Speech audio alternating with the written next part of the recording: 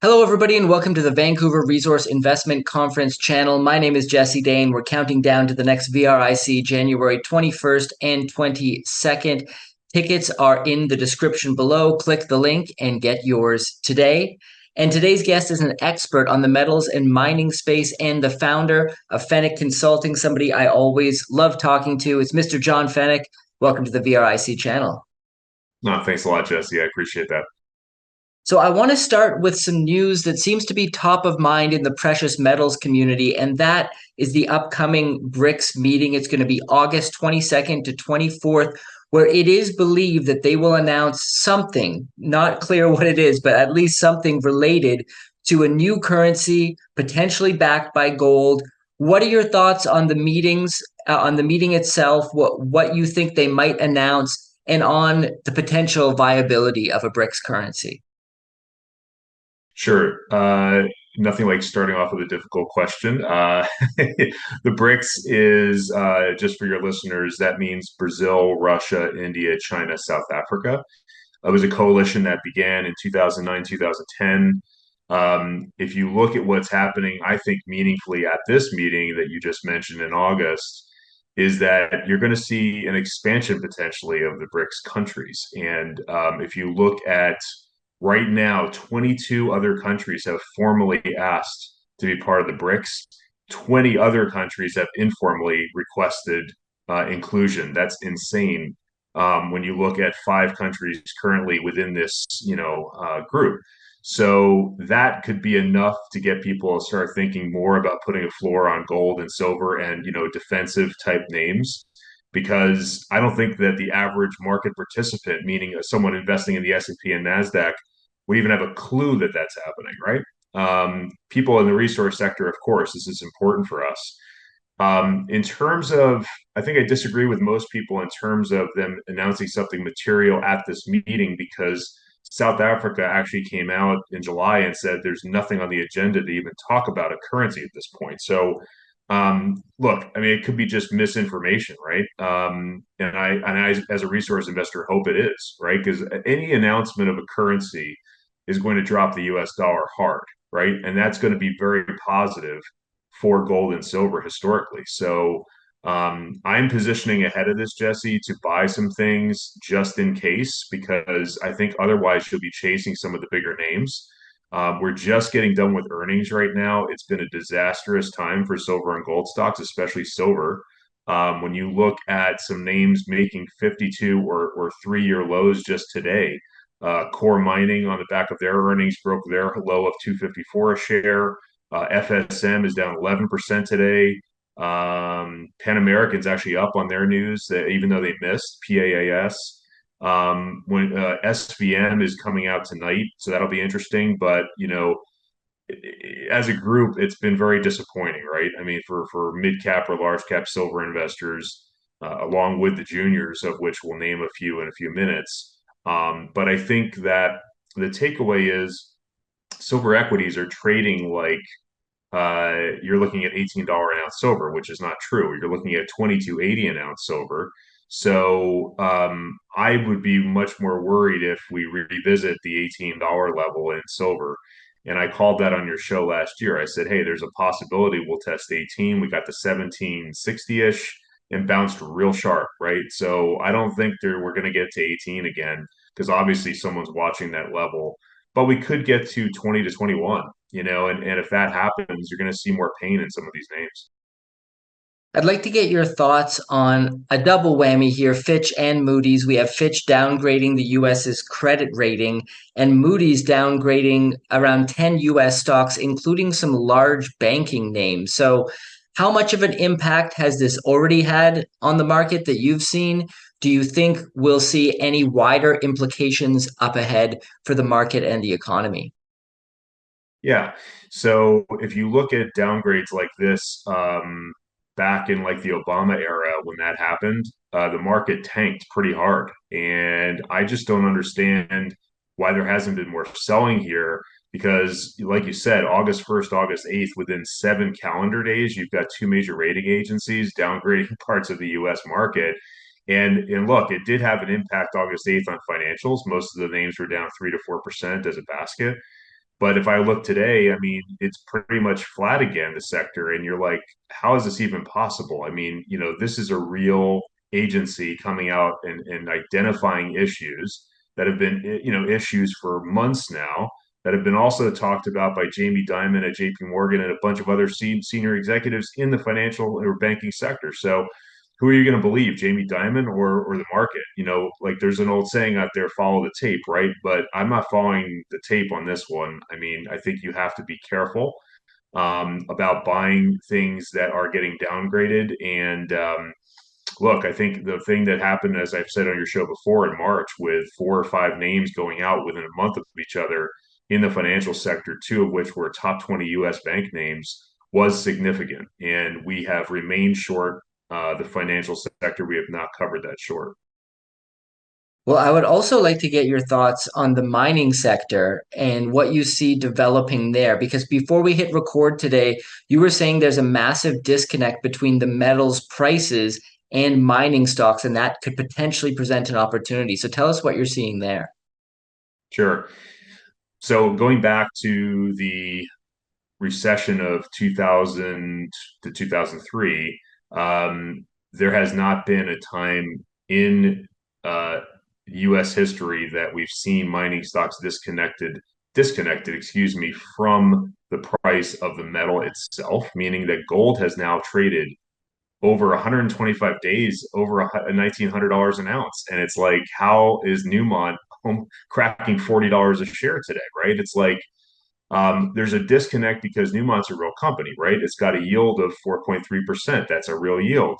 You look at their financials, pretty good. Like you look at their acquisition of Newcrest, that's growth opportunity, right? Like you see this and say, this all lines up for me to buy Newmont here, NEM. But then you look at the share price and you're like, well, this could go and test the 3-year low here. I mean, will it? I don't know. But the fact is, like, we're seeing a real disconnect there because they mine gold, right? Like, they're a huge producer of gold. Gold's doing great, and Newmont's not doing great. So that is interesting in itself with the majors, but then look at the junior gold stocks, right? Like there's a major disconnect with junior gold stocks and junior silver stocks here to the price of the underlying metal. And that's where we're spending most of our time, Jesse, in July and August when people are on vacation. We're at our computer buying some of these names, which we'll talk about in a few minutes, because this is when you want to load up on names like that are flying under the radar, that have leverage to a move in silver or gold, right? Newmont's only going to have so much leverage, right? They're a huge company. They'll move, but yeah, a move from 40 to 60 wouldn't be surprising to me in the next, 12 months. But I want to find stocks that are going to be, 10 cents moving to 25 cents, making 150% potentially as opposed to 50%. Well, let's go through some individual commodities now and get your thoughts. And along the way, if there's any names that you're either invested in or you're looking at that you think show potential, feel free to mention those as well. And let's start with uranium. How do you see the uranium sector positioned as we sit here today? We said on your show last time that uranium stocks started to look like they were breaking out, and it was just the beginning. But I think we said that around $21 on URA, which is the big ETF in the sector. That's around 23 as we speak today. So that's at a nice little move. That's an easy way to play it for investors. But we also pointed out CCJ, the sector leader, Cameco was breaking out. Beautiful looking chart, still intact. We said that around $30. It's trading close to 34 as we speak.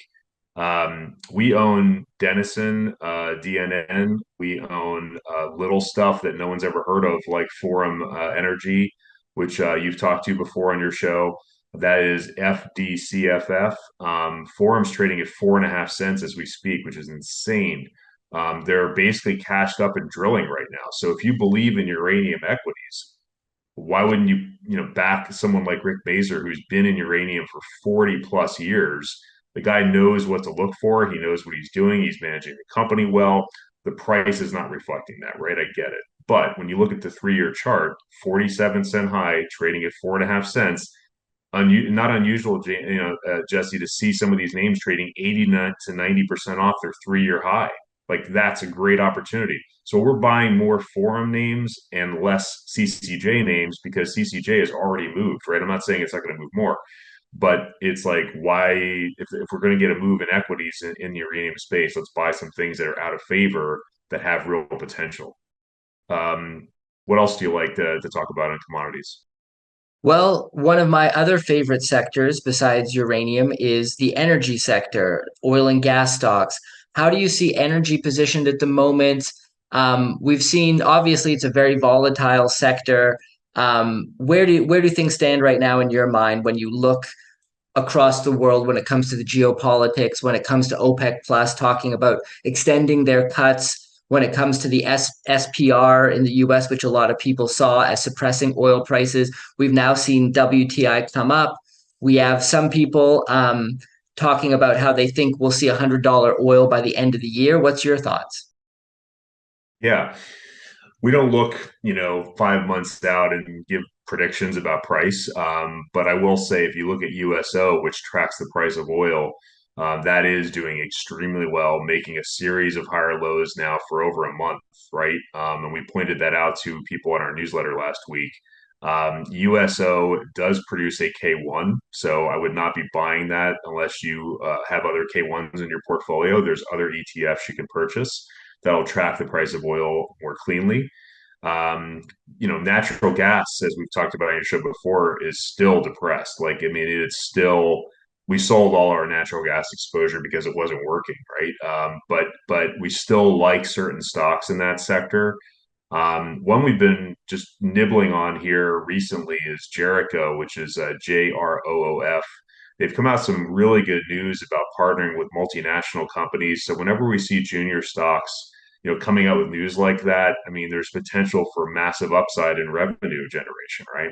So they're an oil and gas play traditionally, but they pivoted about a year and a half, 2 years ago to get into hydrogen. So we like that when you see a company saying, okay, our strategy is fine, but it's not working or resonating as well as we would like. So we're going to take another step, move into a different part of energy. And the stock is starting to respond here a little bit. It's trading at 19 cents, but the 3-year high is 97 cents. So we look at risk reward, Jesse, in everything we do. We look at, okay, what's our risk? Okay, our risk is 14, 15 probably, right? Our reward is not 97 because I think that was a blow off top. But let's say it's 50. I mean, huge risk reward there, right? So that's the kind of stuff that we're looking at in the energy space in our portfolio. We do manage an energy portfolio alongside our mining portfolio. What's up, guys? Quick break. My name is Jay Martin. I'm the CEO of Cambridge House and the host of the Vancouver Resource Investment Conference.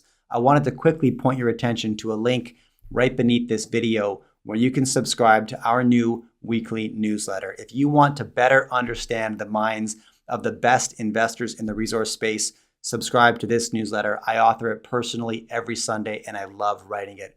Hit that link below to subscribe. All right, back to the interview. Well, let's talk about gold and silver mining now. Any stocks and any overall thoughts on the sector that you'd like to share with us that you think it's important for investors to be paying attention to?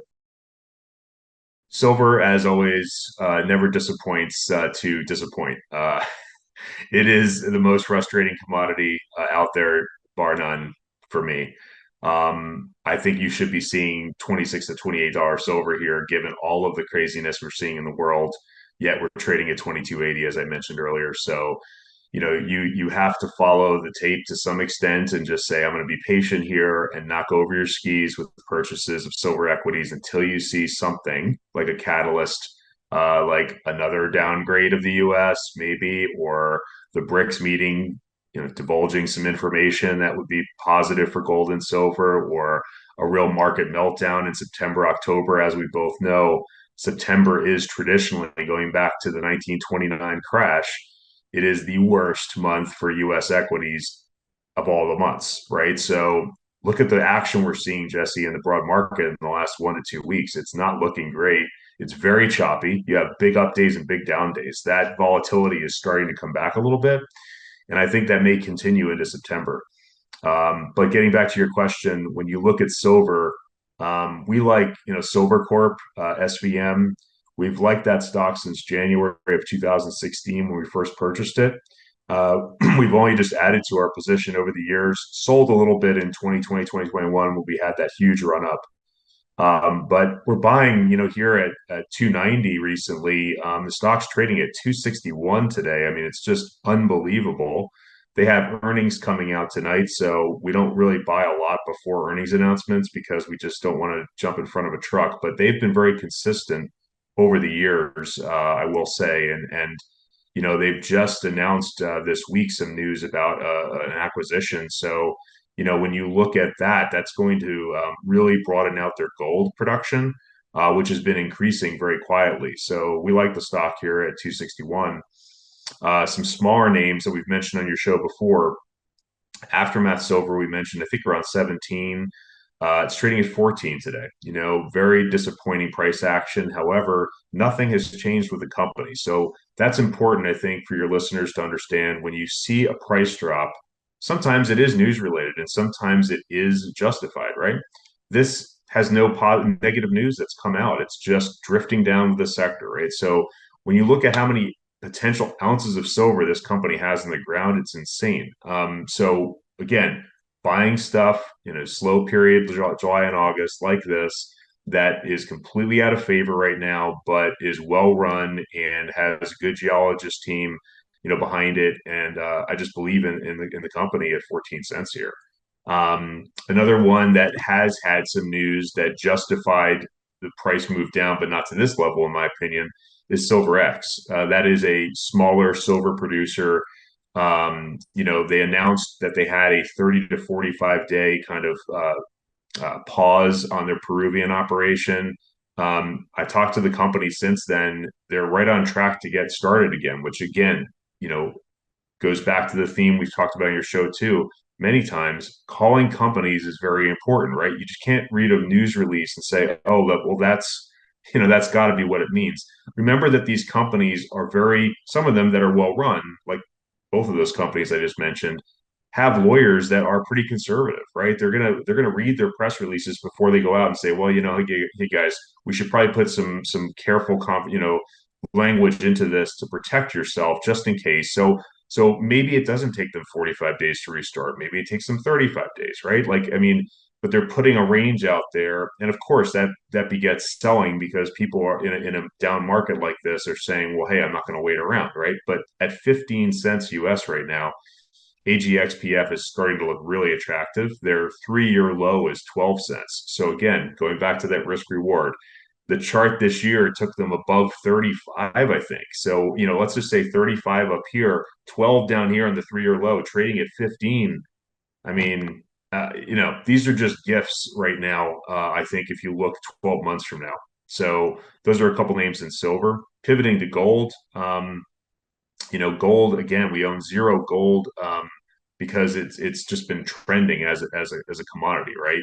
We're not seeing it break out. We're not seeing it drop, which is great. But it's not a very interesting trade for us to buy something at 1920 an ounce and sell it at 1950 an ounce. I mean, there's just no VIG. We see, opportunities in the gold space, though. And one that we just bought this week was a BTG, just bombed out here after earnings, which to me were actually pretty good. I mean, yeah, you're going to get some overhang on the stock because of the jurisdictional risk in Mali, but that's not their entire operation. They're in Namibia, they're in other parts of the world. So when you look at a company like that putting out really good, consistent news, I mean, Clive Johnson was mining CEO of the year in 2020, right? Like, I mean, this isn't a poorly run operation. It has some risk, yes, but it's trading at 293 right now. I mean, it's broken $3 today. So we're probably going to buy a little bit more very close to here because the 3-year low is approaching again. It's unbelievable. And some of the smaller names, Cartier is something we've mentioned on your show before.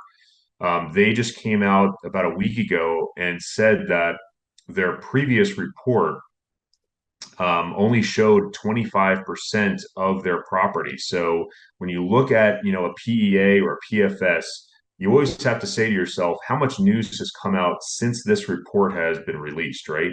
And then you kind of have to put together the tea leaves or just talk to a CEO like Philippe, who's very frank, and say, look, what's the opportunity here? You guys have about 2.5 million ounces of gold.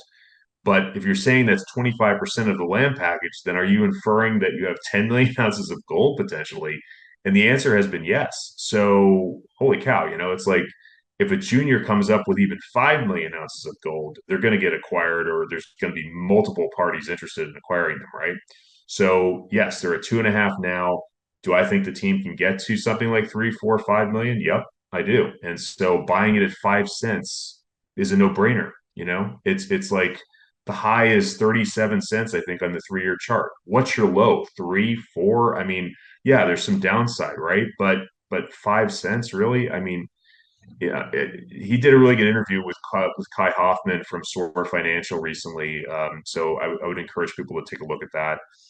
And then lastly, Treasury metals is something that we've been, you know, interested in since the spring of this year. I met the CFO at a conference and had a really productive conversation. These guys are, building something in Canada.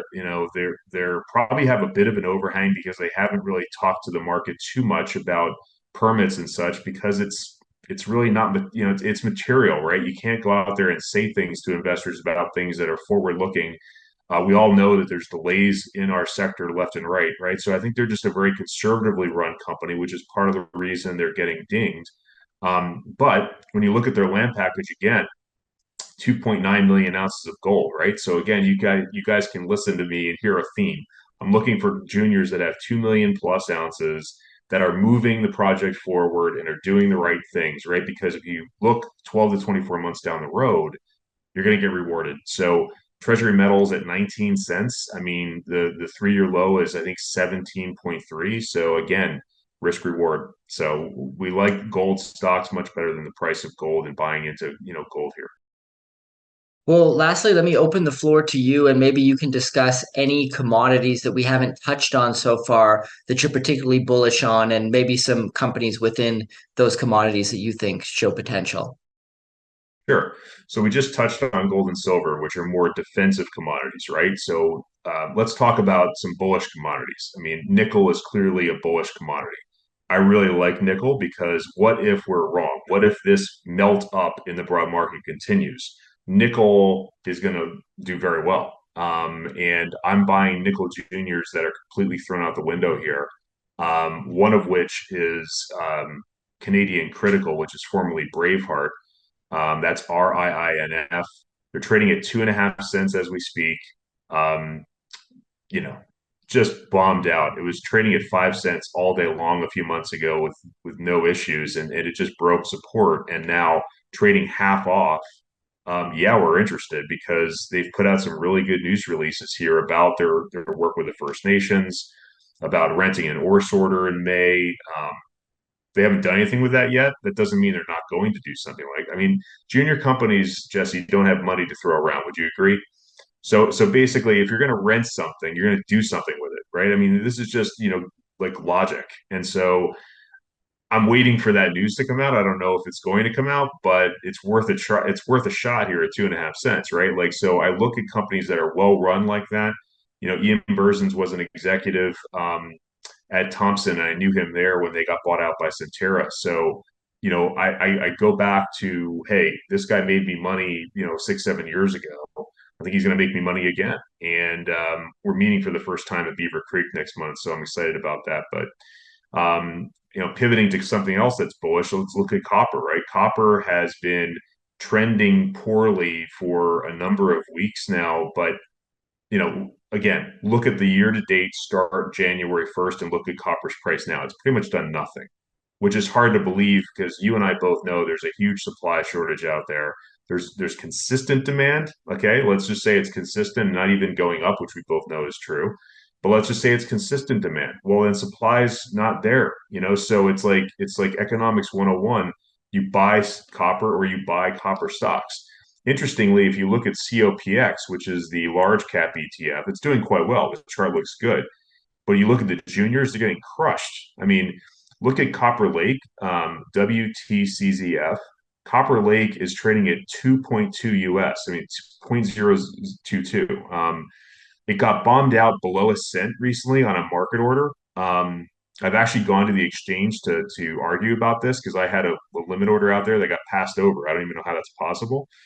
But in talking with the company, they just put out really good news in July. And again, they put some aerial, views of their property, Marshall Lake, in some really good slides, maybe 3 or 4 slides on the PR. And again, it's hard because if you're not a geologist and you're not a technician, you're looking at this news sometimes as a client saying, how help me here? Is this meaningful? To me, it's meaningful. John Kaiser, who's one of my peers, follows the company as well.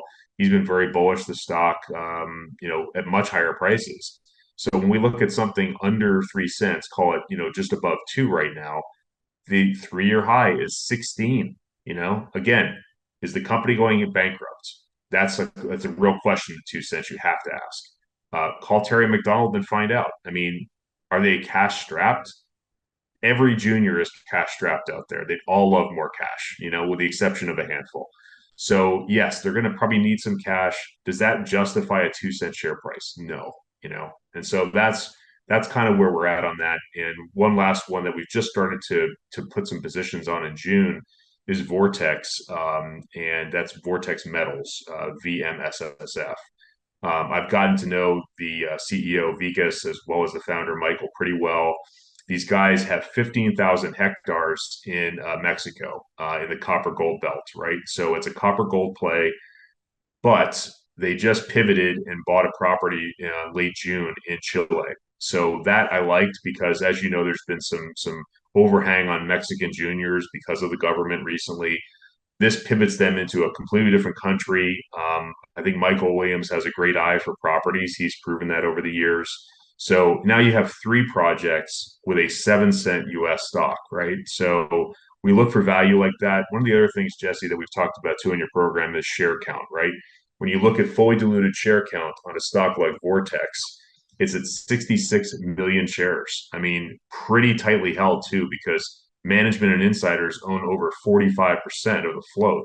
So, what is it? What is out there? 40 million shares. I mean, it's like that's awesome for a junior because if things move and they have good news, there's going to be very few sellers and a lot more buyers, in our opinion.